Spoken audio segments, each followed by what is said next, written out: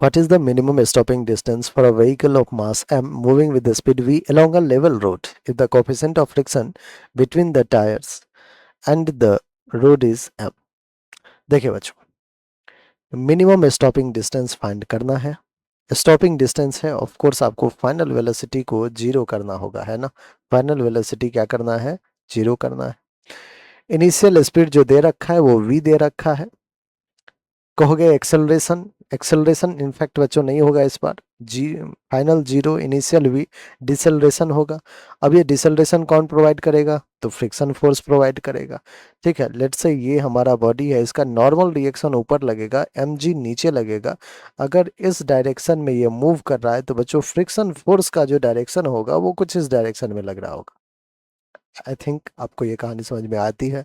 Friction force की अगर बात करें तो होता है म्यू इंटू एन, म्यू और एन की वैल्यू यहाँ से देखें आप एन एम जी के इक्वल है, क्योंकि ऊपर नीचे कोई मोशन तो है नहीं। तो friction force mu M G, mu constant, M constant, G constant. तो फ्रिक्शन फोर्स जो है वो कांस्टेंट है, तो जो एक्सेलरेशन ड्यू टू या deceleration due to friction force होगा वो भी क्या होगा, कांस्टेंट। अगर ये कांस्टेंट होगा और आपको डिस्टेंस फाइंड करना है तो v square equals to u square plus two s का फॉर्मूला लगाइए।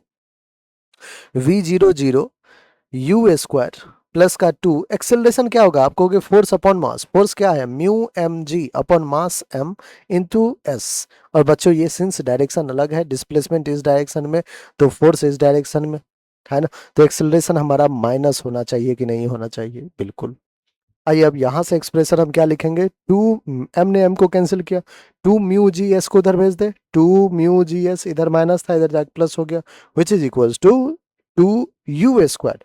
अब u की वैल्यू तो v दे रखा है तो v स्क्वायर। हमें s की वैल्यू चाहिए बच्चों, s क्या हो जाएगा, v square upon two mu जी।